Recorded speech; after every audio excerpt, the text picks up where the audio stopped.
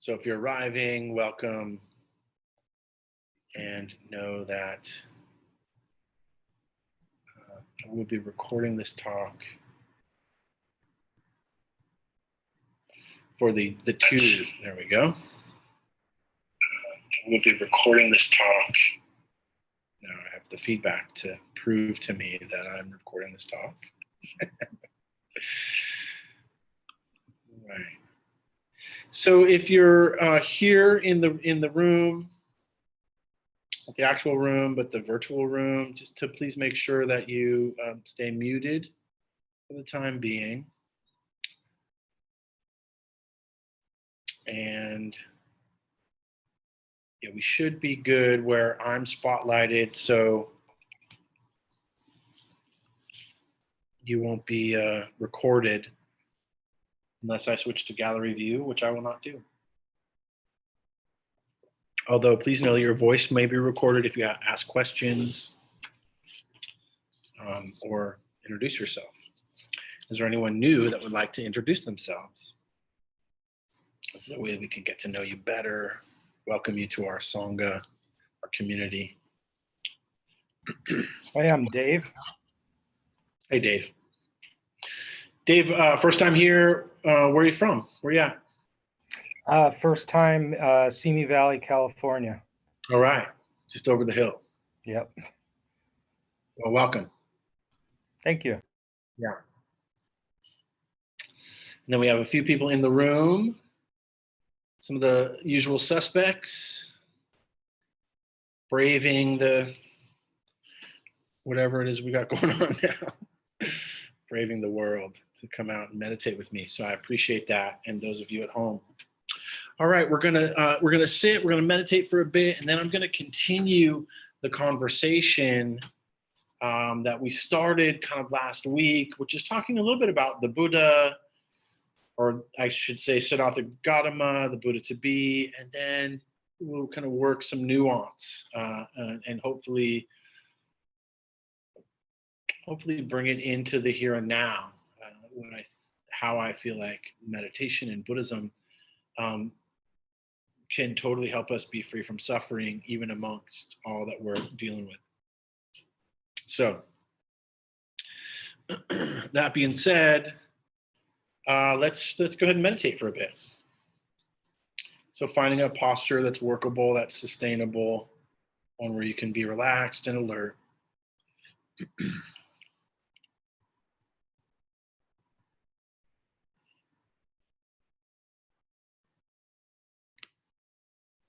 we go.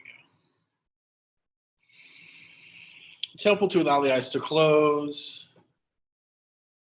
It also can be useful to, allow the spine to not be rigid, but to be straight, rising up from the top of the head, up towards the ceiling. If you're sitting in a chair or on a cushion, you're possibly leaning forward just slightly, just to help to bring some, you want to find this balance between being relaxed and alert. We don't want to be so relaxed that we're going to fall asleep, and we don't want to be so alert that we're super agitated. So good luck with that. And we'll find the middle ground. But let's just take a few breaths as we settle in. Sometimes I like to take a pretty exaggerated first, like 2 or 3 breaths, really filling the lungs, filling the belly.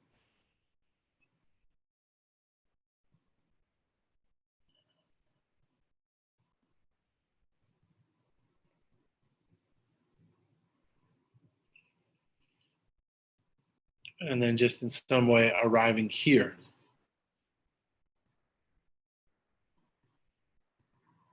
Opening to the full catastrophe of this life.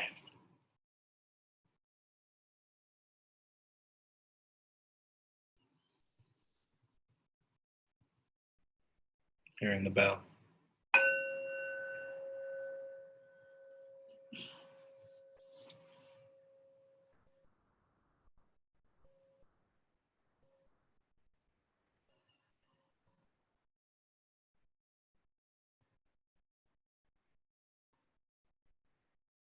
So the invitation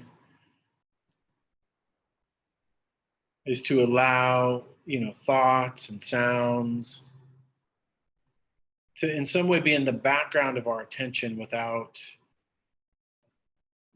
trying to shut it out. Thoughts happen, sound happens. There's nothing we need to really do about it.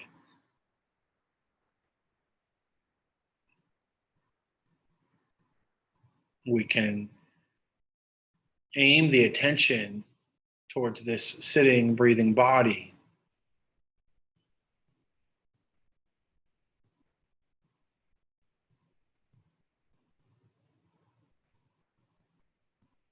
Knowing that thoughts will be arising.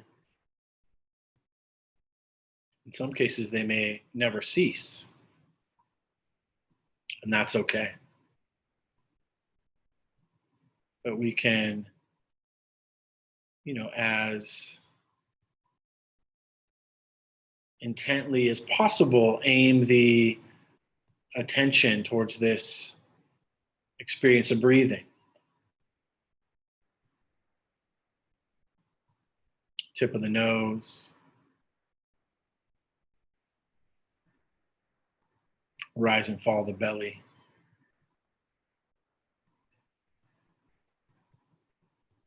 The full experience from beginning, middle, and end of each breath.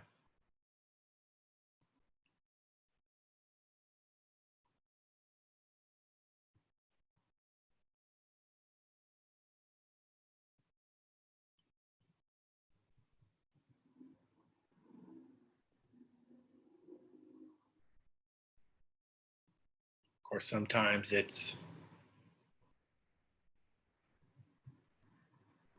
useful to, maybe use a word or just some kind of simple mental attention, like breathing in, breathing out, to help the attention to rest on the breath or the experience of breathing. So try that for a bit.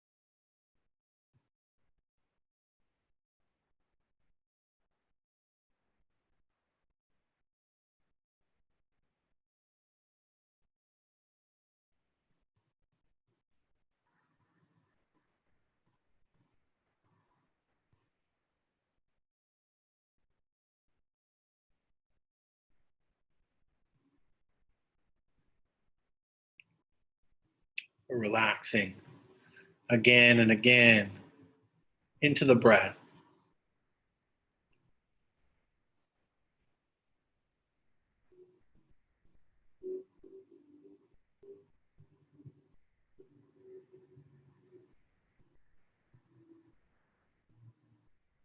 Observing what arises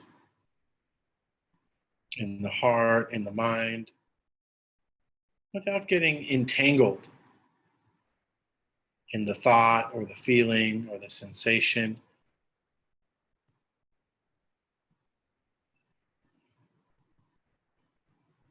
And then allowing whatever arises, thoughts, feelings, sensations, whatever it is,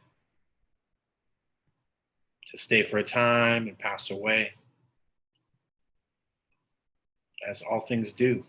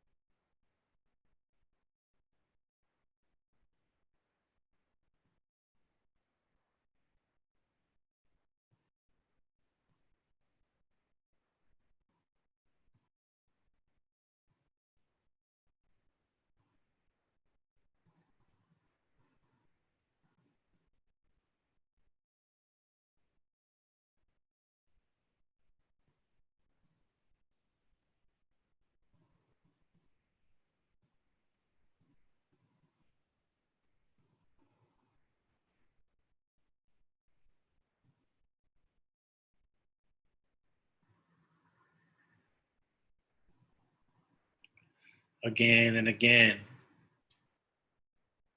recognizing when the attention wanders off.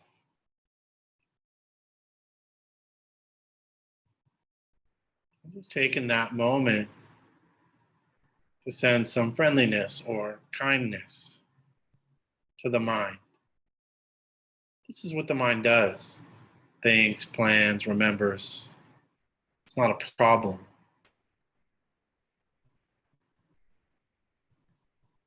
But as often as we can recognize the attention has wandered off, we can set a new intention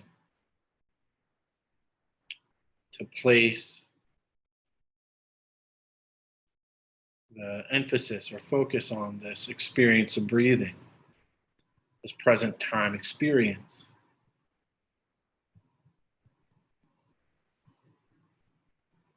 Breathing in. I know I'm breathing in. Breathing out. I know that I'm breathing out.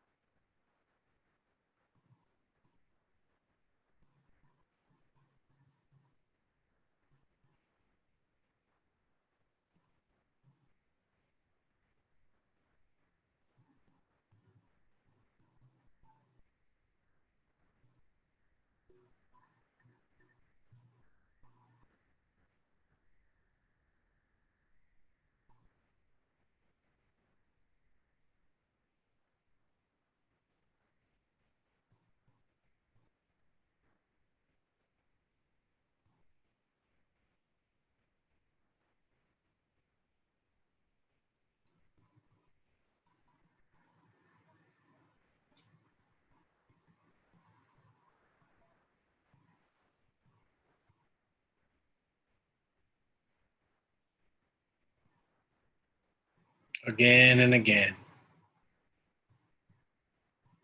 recognizing when the attention wanders off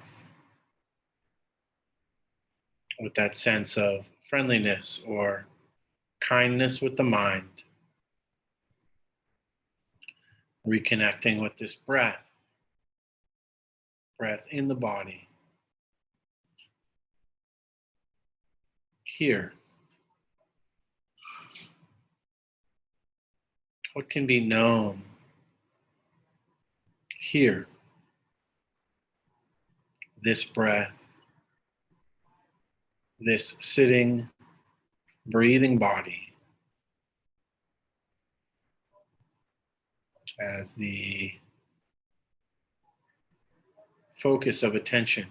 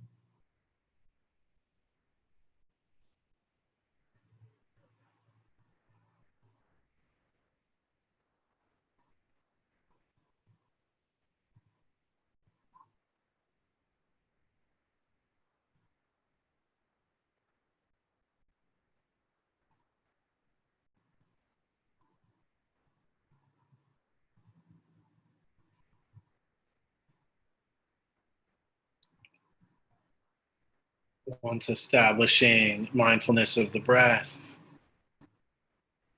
perhaps quieting the mind a bit, seeing if we can turn our awareness toward the feeling tones or the emotional body, what we might be experiencing here in this interaction between mind and body, external sources.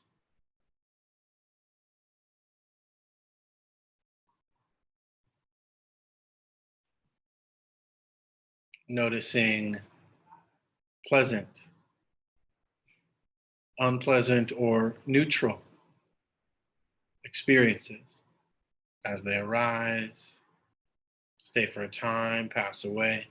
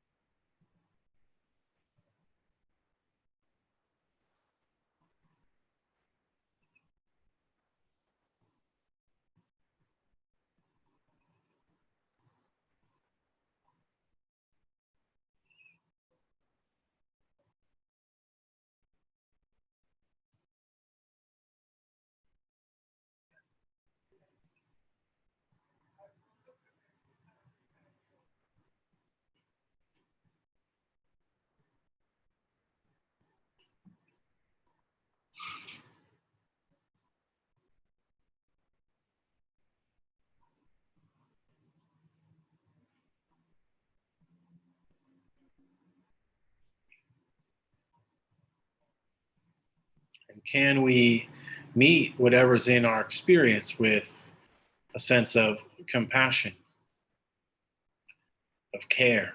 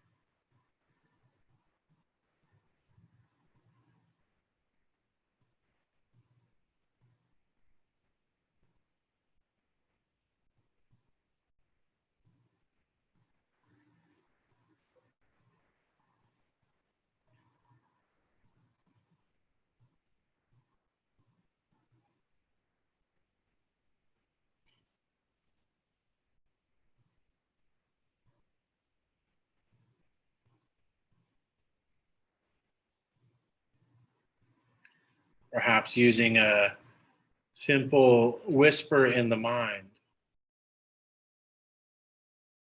This too,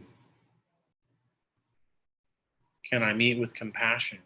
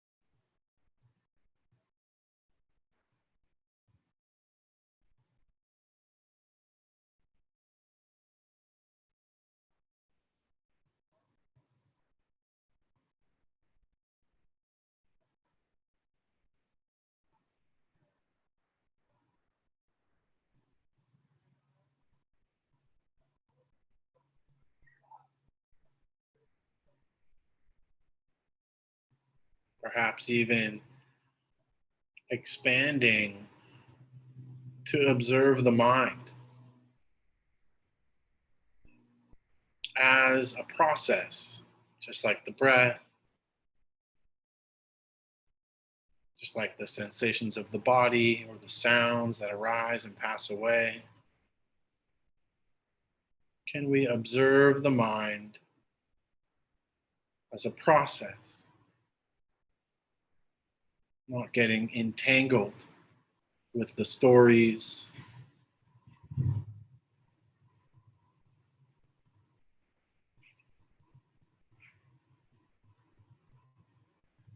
but seeing them arising, staying for a time, passing away, like all things.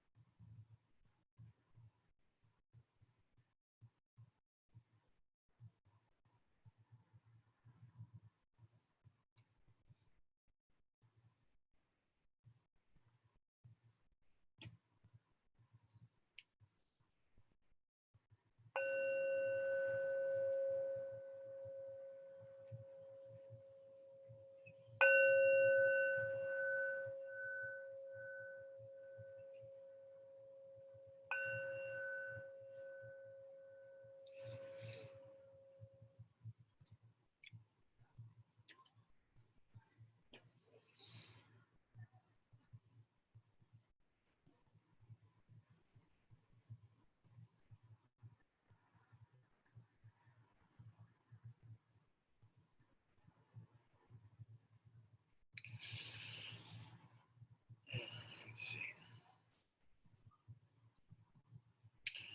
Okay, so I thought I would, open for any questions, anything you're wondering about in regards to that particular um, practice, particular instruction.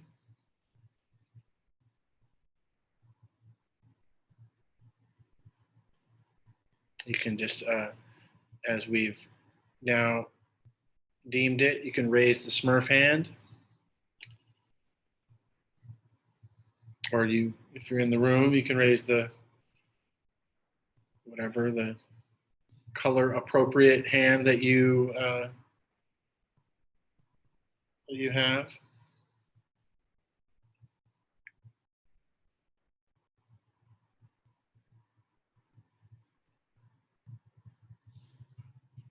Any questions about the instructions? The meditative experience itself?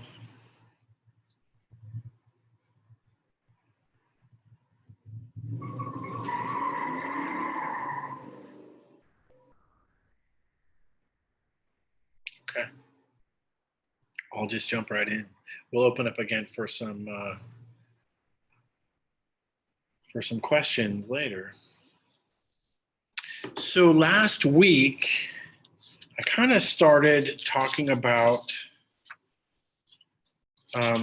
this man, Siddhartha Gautama. I think in my mind, I was creating a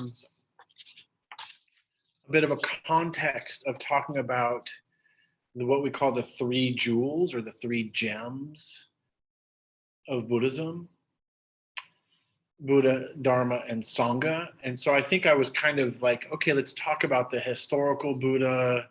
And then we kind of left off on the, choosing of the ascetics, or I should say, Siddhartha Gautama.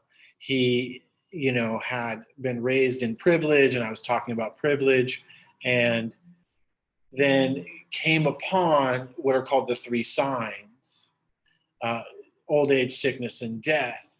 And then that, in some way, like it was had some profound effect on him. And then he saw what we call the fourth sign, which was an ascetic, a monk, who had shaved his head and taken off his jewelry and, just put on some simple robes and dedicated his life, at least we assume it was a man, to the pursuit of truth and freedom from suffering. And that really inspired Siddhartha, who, even though he had everything he wanted, like it wasn't enough, it didn't make him happy. There was still this sense of dissatisfaction, which I think we can all kind of relate to, especially, in the Western world, whatever that fucking means, and places of privilege, places that we have of privilege, where or opportunity, where it's still there's this dissatisfaction. There's something not quite right. The word dukkha can be described in a lot of different ways, but one of the ways that I like to think about it is mental anguish, or this idea of just kind of not quite right is another way of talking about dukkha, kind of off kilter. But there's something kind of out of balance about this experience being the human experience. And, really, no matter where you are in the world and or in history, this is what I think is being talked about here when we talk about Buddhism and we talk about the story of the Buddha, and that it's relatable today. So he had this kind of inspiration, and to think about that in terms of what is the symbolism of the statue of the Buddha, which, by the way, for something like 200 years, until about 200 years after the Buddha died, there were no statues of the Buddha. So we don't actually even know. And if you look at the different Buddhas around the world, right, they're all akin to that particular region. So they kind of take on the characteristics of that particular region. Sri Lankan versus Thai versus Burmese versus Indian, South Indian, North Indian, very different. Tibetan. Chinese, Korean, American. You know. We don't have it, but we have a mohawked Buddha that it's our against the stream, version. So anyway, there's this, like, what is the symbolism? Why does the statue of the Buddha or the story of the Buddha inspire? Or does it? I mean, I guess that's kind of the question. Well, I think it's an archetypal story. I think it's like really akin to the hero's journey. But there's that we're all kind of going through, hero or shiro, right? Whatever fits for you. So this idea of meeting, struggling, seeing that something's not quite right in the world, and then being kind of inspired to do something about it.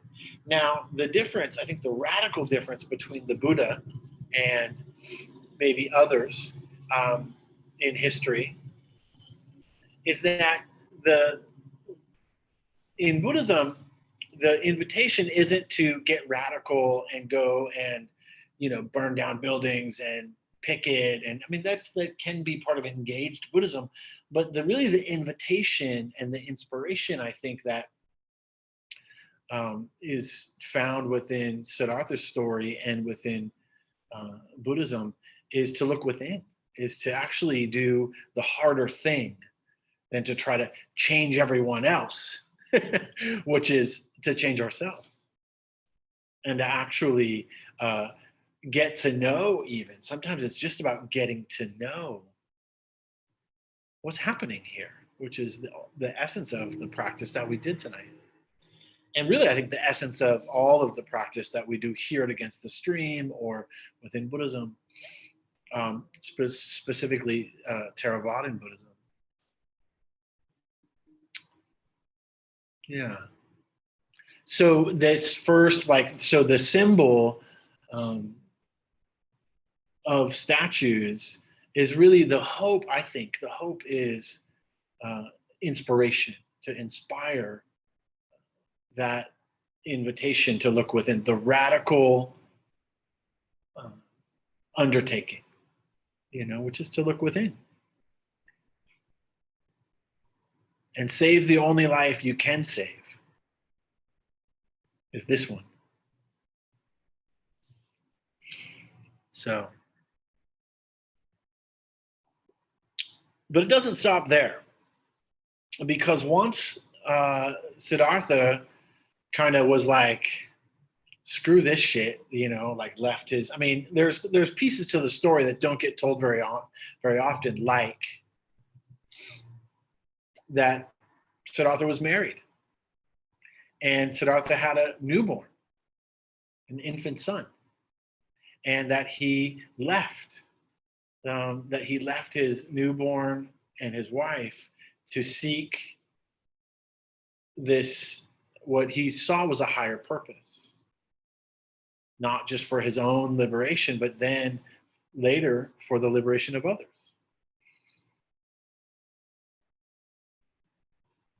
So that was a pretty big sacrifice. And then leaving the hedonistic or the pleasure-seeking kind of realm of the privileged class. So he set out. And, he worked with different teachers, and there's different kind of, depth that you can get into with the story. There actually is a good, I think it's a PBS documentary called The Buddha.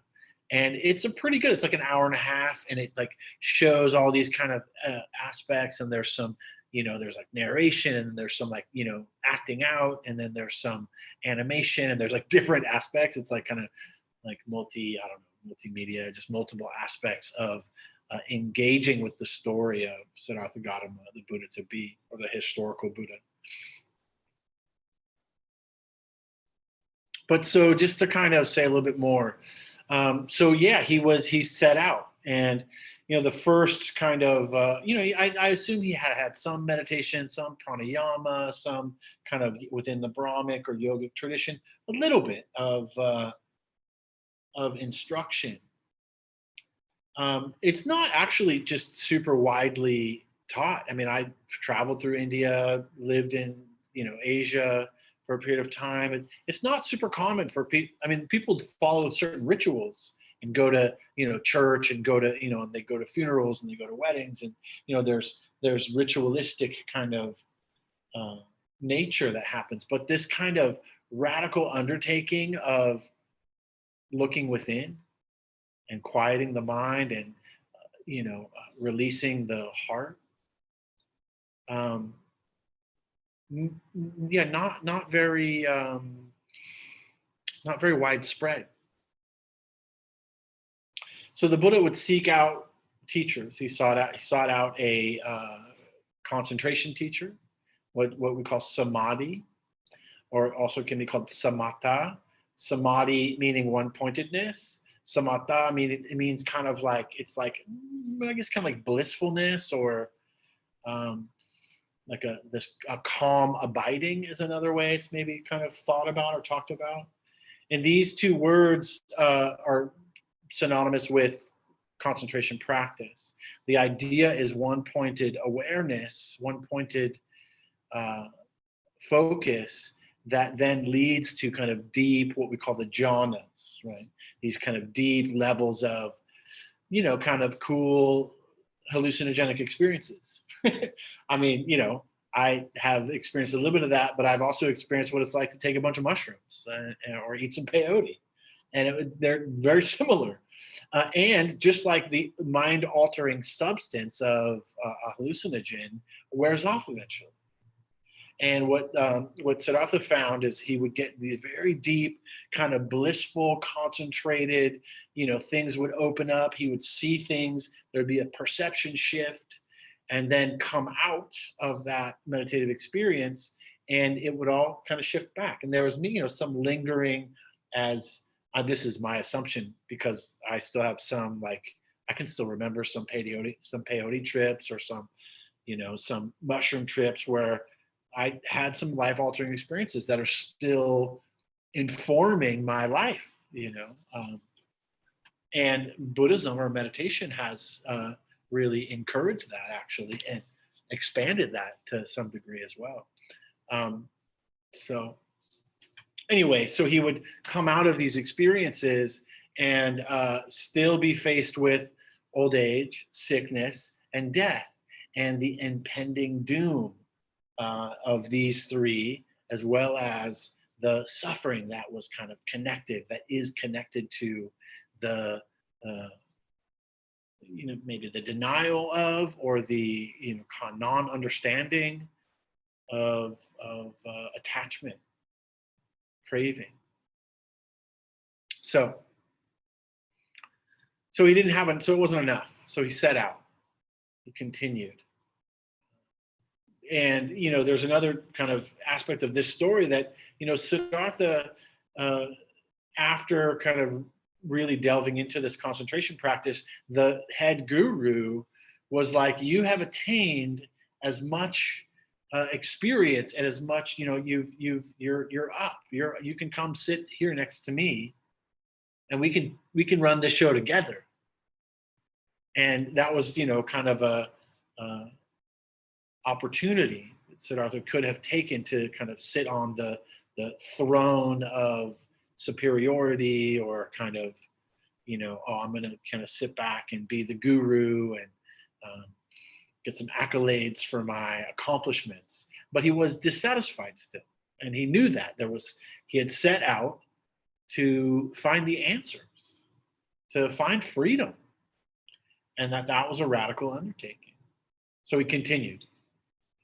And then the next kind of level is that he went out to start doing some real ascetic practices, this extreme kind of yoga.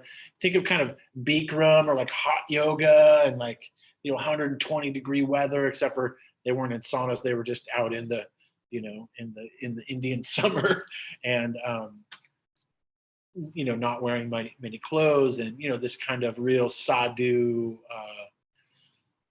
experience. And that also meant like this real kind of deep, like, mortification of the body, and like, there's just this other level of extremism.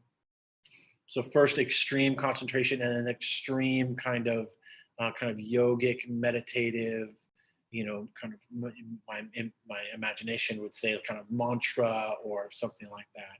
I don't exactly know what practices he was doing, whatever was austere at the time. So after some time, and he had this kind of band of 5 friends, I call them the 5 homies, that he was like, we're down, we're going to do this together. We're going to be like raw vegan. We're going to dread our hair. We're not going to wear clothes except for like a loincloth. We're not going to have shoes. We're just going to, be in the jungle practicing and trying to let go of everything, even this body, in a hope to find some liberation. So that was another level of extreme. And Siddhartha got to the point where, as well as his friends, got to the point where they were close to death. They were so extreme, and they were so ardent, and they were so, kind of hardcore about their practice, that they stopped taking care of the requisites, like what they really needed in order to sustain life and to have enough energy. And so, first the extreme of,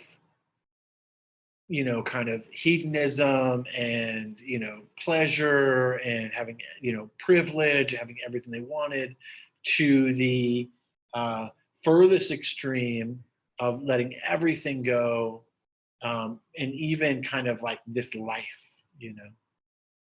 or this body, or this my health, in the hope to become, liberated from suffering. So kind of like this, like through the pain of that level of kind of radicalness, or extremism, the hope was that there would be some kind of liberation. And then what Siddhartha found is that there wasn't, and that he was just almost dead. And kind of there's images of an emaciated Buddha, or emaciated, kind of Buddha to be, where there's the way the story goes is, he lost so much weight that he could push in on his belly button and hit his tailbone, and hit his spine. Like there was just nothing there. It was just, he was totally emaciated. And, so just kind of going the hardcore route, the extreme route of liberation or death. And at some point, he had a realization. There was this realization, he had enough concentration practice and done some extreme yoga practice, and, been like at this for a while. There was some kind of recognition of, okay, this is another level of extremism, and it's not actually serving me. And I'm no closer to freedom from suffering than I was when I was doing this kind of concentration and eating, 5 meals a day, or, whatever it was, or when I was living in the palace. I'm no real closer to that. I've learned, some extreme practices, techniques. So he began to kind of adjust to kind of, this is, call this a moment of wisdom, he began to adjust his practice. And his extreme, kind of homies were like, man, you can't alter the practice. You can't like do what you want. That's, you're falling into materialism. You're falling into, too much pleasure, and you're becoming a hedonist again, because he was saying, I'm going to eat 1 meal a day, like one solid meal, instead of just water or not eating for days at a time, extreme fasting, master cleanse for 25 days.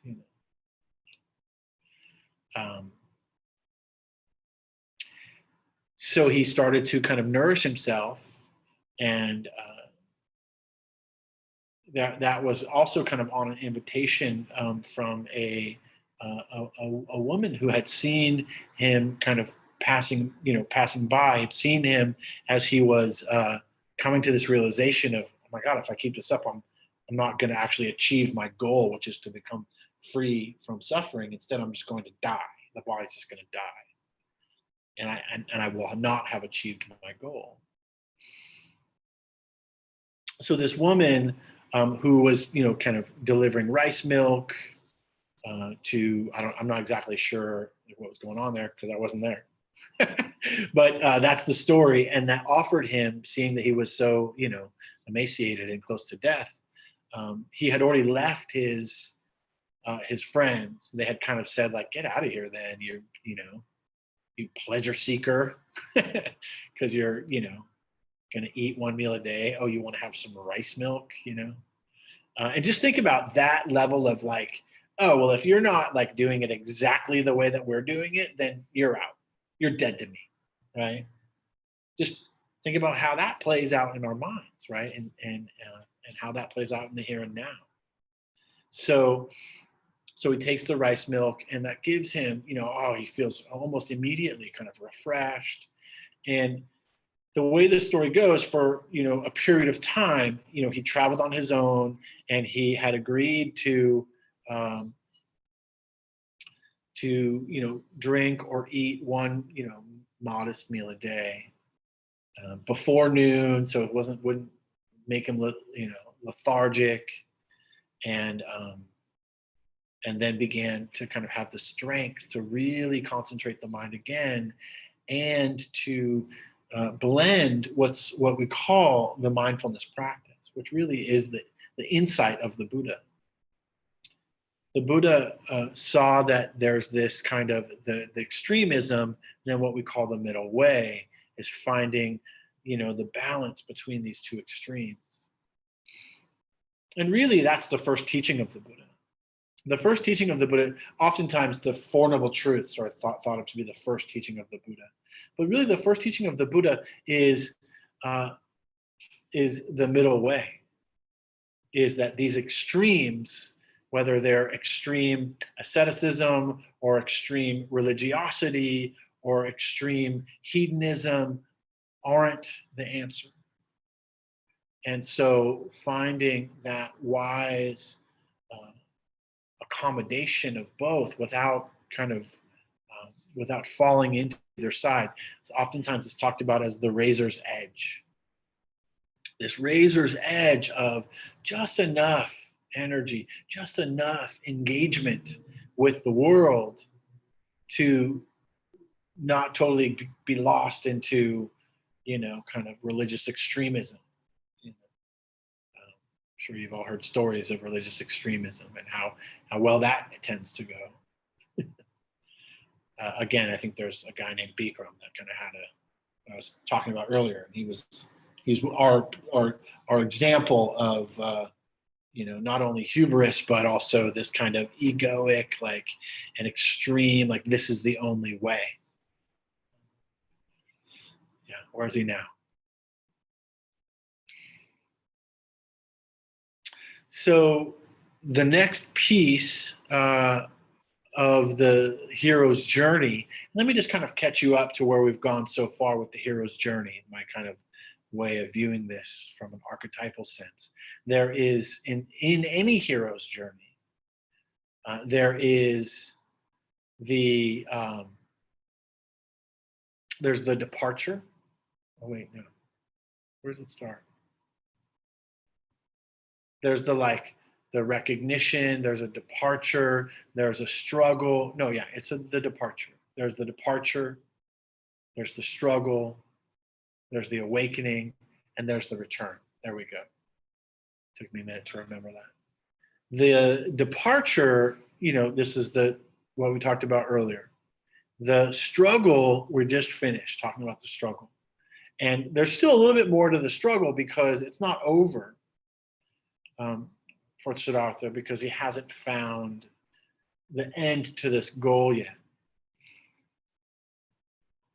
But he has begun to nourish the body. He's begun to be isolated. He's begun to sit in these deep, long, profound kind of experiences. And there's this, it's called taking the final seat.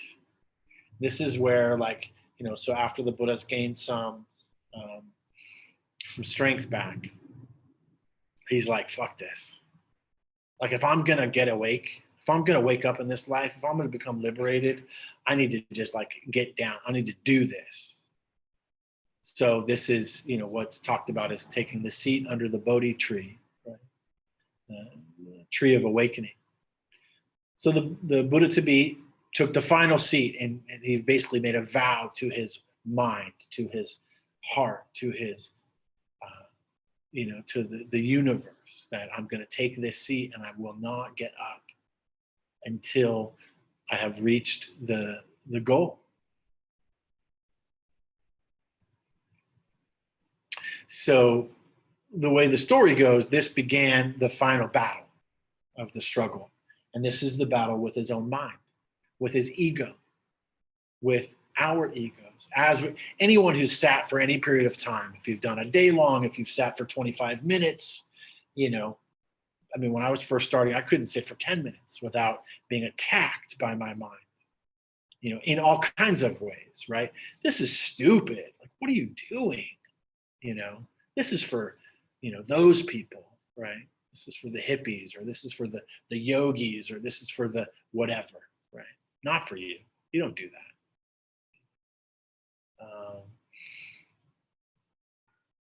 Yeah, just, you know, what, and then the critic, or the, you know, the doubt, or all of the hindrances. And in essence, when the Buddha kind of made this proclamation, I'm going to take this final seat, and it's either going to happen now or it's not going to happen. And I'm, you know, determined to see the truth.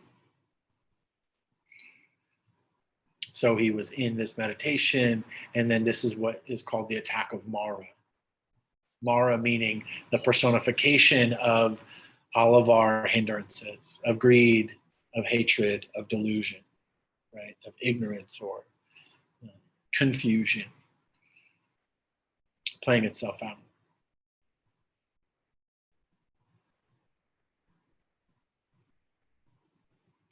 So, you know, as is traditionally talked about, the Buddha was assaulted.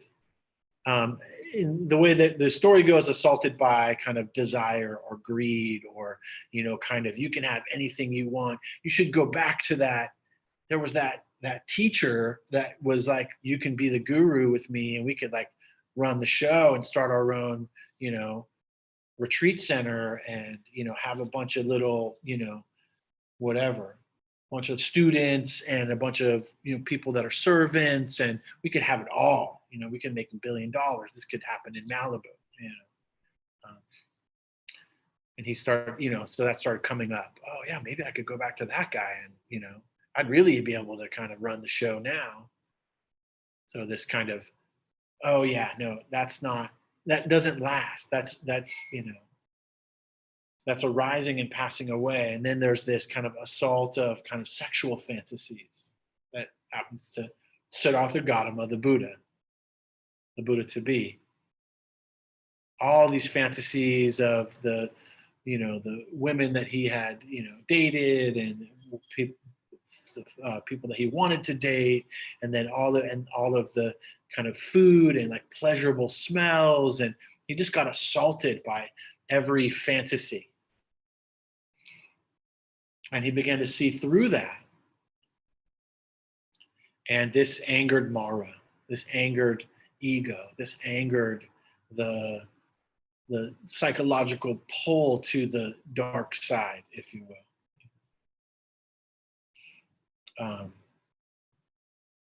And one of the insights which was one of the first insights towards his awakening, once he took that final seat, he was like it was like the last lap, you know, and so there was a lot that happened there before he became what we call enlightened or awakened, liberated from suffering.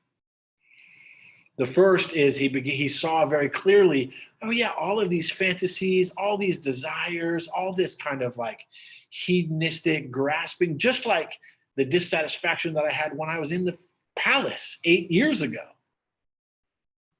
That didn't lead me any closer to happiness. Being in that concentrated practice didn't lead me any closer to this liberation. So I began to kind of see the holes in the facade, and then also seeing, that nothing lasts. Beauty, like all of the fantasies he was having, beauty doesn't last. It arises, stays for time. We still get old. We still get sick. We still die.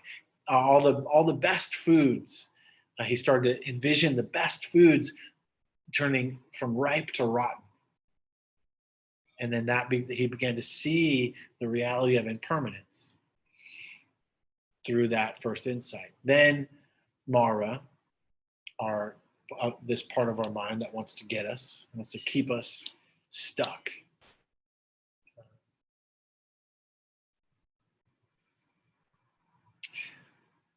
So that didn't work. So then anger, resentment,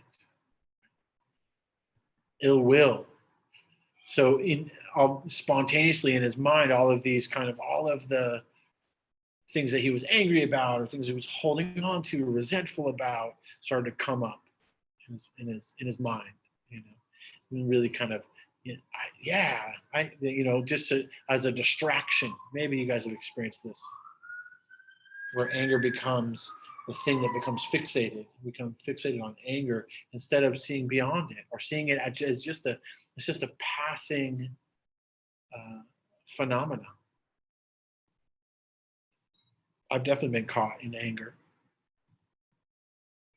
But what happened is that Siddhartha began to see that anger is just this kind of symptom, and it's not actually, and it's passing, and it's not actually who he is, and it actually wouldn't, all that's going to do is create more and more in this cycle of suffering, this tightness, this rigidity, this, fuck the world, right? So he saw that the answer for suffering, compassion. The answer to this kind of aggressive behavior, loving kindness. Can I learn to just see all things as like with a positive regard? And it doesn't mean that we don't still not like things. It doesn't mean being lost in delusion. I was reading Breakthrough, the Ajahn Amaro book, and there's this piece where he's talking about loving kindness doesn't mean like eating something bitter and pretending that it's not bitter. Doesn't mean that, and it also doesn't mean that we don't enjoy when something's sweet. So it's like, this is the middle way, is seeing things as they really are. And that's what's happening to the Buddha to be. And then in this last kind of piece during the Enlightenment, Siddhartha is beginning to see there is certain mind states that are arising, and some are unskillful and entangling and engrossing and leading to grasping and craving and hatred and fantasy, and some are liberating and they lead to peace and ease and a calm sense of abiding.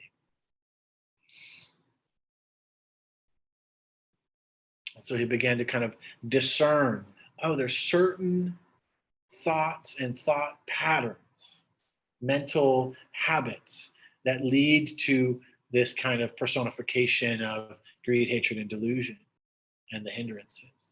And then there's this persona, or there's this other, more skillful that also can be fed and can be seen clearly and can be encouraged, which is leading to, peace and ease and generosity and kindness and humility, prosperity even. And then there's a whole list of 10, they're called the 10 paramis, the 10 perfections. And maybe we'll get into that at some point. So this the last piece, that was the battle with Mara, is in some ways the most insidious. It's doubt. It's not only doubt, but it's also self-worth and self-esteem and what gives you the right. And why do you deserve to be free from suffering? Why do you deserve to be the one to awaken? What have you done? This kind of the critic, the tyrant. I call it the tyrant so often. That really is just the personification of doubt and or delusion or confusion, trying to keep us kind of off kilter, keep us suffering. And so very kind of by this time, the Buddha had already, seen greed for what it was, seen hatred and ill will for what it was. And then so this was like kind of a last ditch attempt to the ego to say like, no, like you can't do this. Like you're not a good person. You're a bad person. And then there's a famous, I'm not sure if this is it. No, it's not this one. There's a famous kind of statue. It's called the earth touching gesture, where what the Buddha does, and I see this from a trauma perspective as a way of grounding himself. I feel like Siddhartha grounded himself in his practice, in touching the earth and recognizing, oh yeah, I'm not my mind. Like all this craziness that's going on is not me. And this is, another one of these insights that, hopefully we can find out. And in that being grounded, and in that sitting in the truth of actually, I've just been spending years and years to try to purify my heart and mind, not cause harm to people, not cause harm to myself. And there's this act of generosity, and it's definitely within Thai Buddhism, that anytime that there's like, like any monk, when they offer food or when they're given one bowl or they're drinking something, they'll always put some in the earth, or like take a little bit, like there's a little bit left in their bowl, and they'll offer it to the animals. They'll just kind of put it out, and that's the symbol of this generosity. And so, kind of the Buddha to be kind of had this, kind of, I guess I would call it kind of pride, or really strong constitution that said, no, I do belong here. I do deserve this. I am worthy of becoming free from suffering. I am worthy of full liberation. And in that moment, the Buddha became awake. The word nibbana, or the word Buddha, means awake or to awaken. And that was kind of a lot, and I didn't even get to any of my notes. So we're like right. The first line of my notes is shortly after the Buddha's enlightenment. So I guess we'll have to do that next week. So that's kind of like the end of the struggle. As there's a departure, there is a struggle, there is an awakening, and then there's a return. So we're in the end of the struggle. And I guess the question for you, for all of you, is where are you on that arc? Are you just kind of feeling the inspiration to practice, kind of the departure into the seeking? Are you in the struggle? Are you caught in the struggle? How can we utilize this practice to further our freedom, our awakening? And we'll have to pick it up next week. But I do want to just open up for some questions or comments, things that came up for you during this talk. I tried to make it relevant to the here and now, because it's not just the Buddhist story, right? It's our story. It's our journey, the journey inward. Please. If you know, to our knowledge, did he ever reconcile with his wife and child? Absolutely, yeah. So the question was, did he ever reconcile with his child? So after I'll give you the short version, then I'll go a little bit more into it. But basically, his wife became one of the first nuns, and his son became the youngest monk. His son's name is Rahula, and then there's a whole group of teachings where Siddhartha Gautama, or the Buddha, is teaching his son Rahula at 7 years old, because that's he basically got enlightened, did some teaching, and then like booked it home and was like, "See, I did it," and took on the role of not only father but teacher. So yeah, he did. Did he ever address, to our knowledge, the potential cost of having abandoned his family for a period of time? I've never read anything on that, and there's actually very little that I've read anyway. Maybe there's some commentaries or whatnot where the Buddha is talking about the impact, because my understanding is that the showing up and being a father to his son, although I believe it was very important, it was more important, and I think it was very well received. And I think it was really clear that yes, he left his father or his son, but left it with the family, and that had a lot more to teach him about awakening and about life when he came back. So and for the greater good is the way I kind of see it. But I don't know anything specific. That's all just kind of my own commentary about what I think happened. Yeah. Anything else? Any questions out there?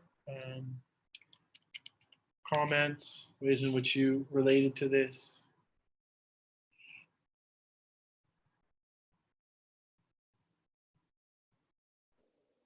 Jason, I got just like a comment, kind of. Please. Thanks for the meditation and the teaching tonight. Mm-hmm. You mentioned during the meditation compassion, and trying to treat everything with compassion. Aversive, pleasant, neutral, just a whole range of emotions or feelings or dispositions. And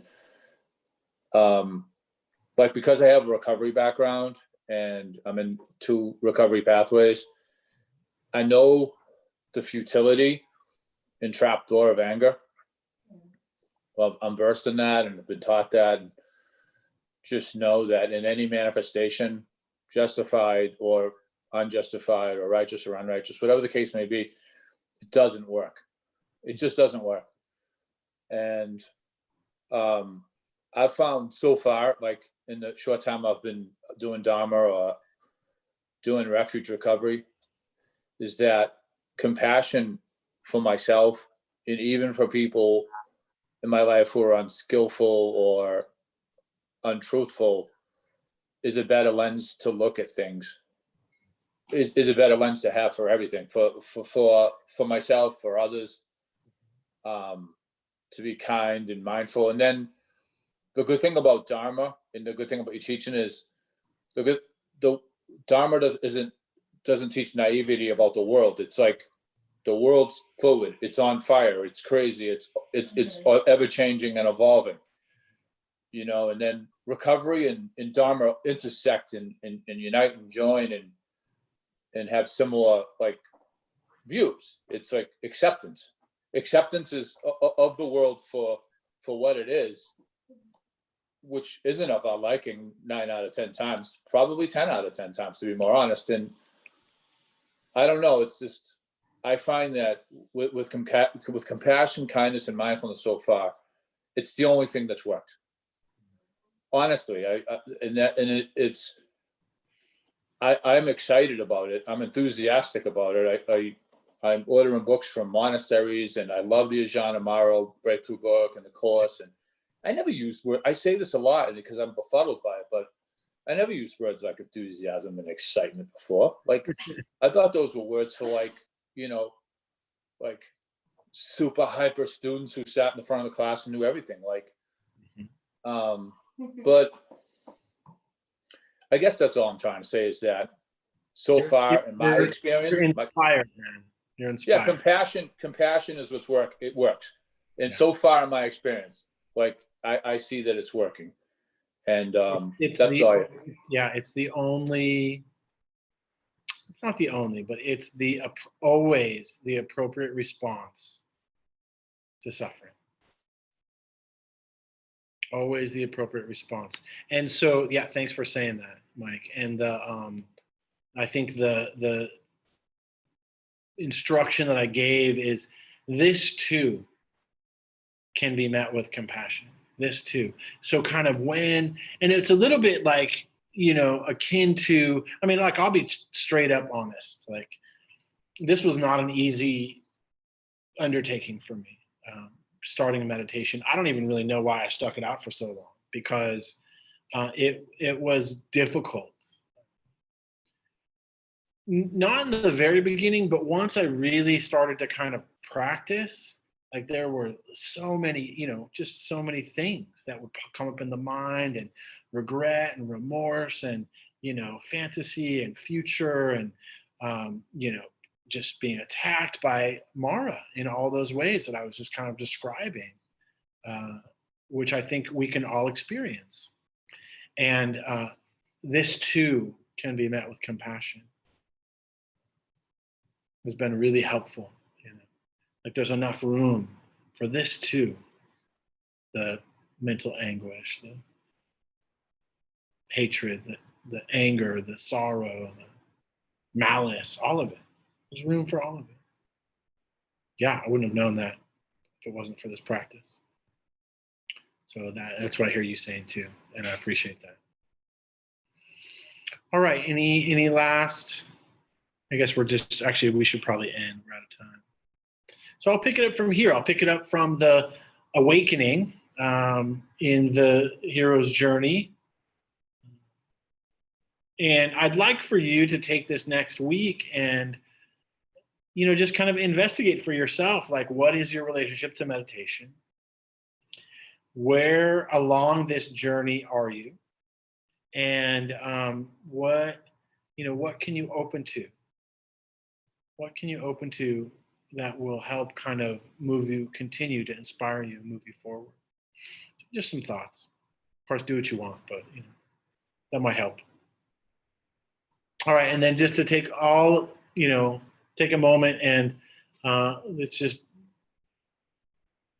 send some merit out, so some goodness, right? So taking in all the goodness of this practice, your own effort, collective effort, and knowing that we don't just do this practice for ourselves, but we do this practice for all beings. May all beings be happy. May all beings be healthy. May all beings be free from suffering.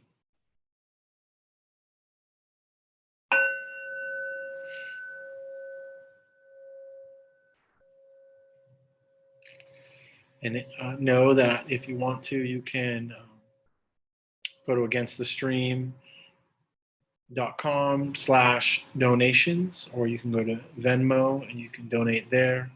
And we appreciate any donations to help keep this going. We'll see you next time.